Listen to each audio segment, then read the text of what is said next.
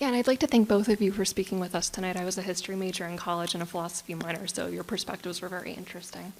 My question for you, John, is when you were a Christian, specifically a seminarian and a pastor, why were you convinced that the gospel was true during that period in your life? Why was I convinced that the gospel was true?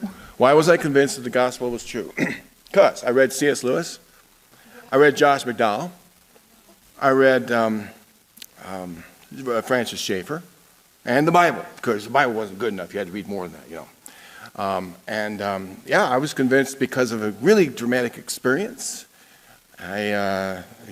Experiences like a Damascus Road type of thing.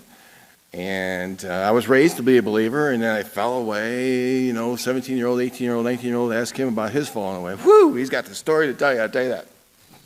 But he had a dramatic story just like I do. I mean, his was more dramatic if you want to compare stories. I didn't know any better. I just didn't know any better. People will grasp onto stories and believe them because they offer hope over truth any day. I did. Then I studied my faith out, and I eventually came to reject it. It was wrong. It may have saved me from jail back in those days, but I grasped onto it because of the hope it offered rather than the truth and the evidence that it was there.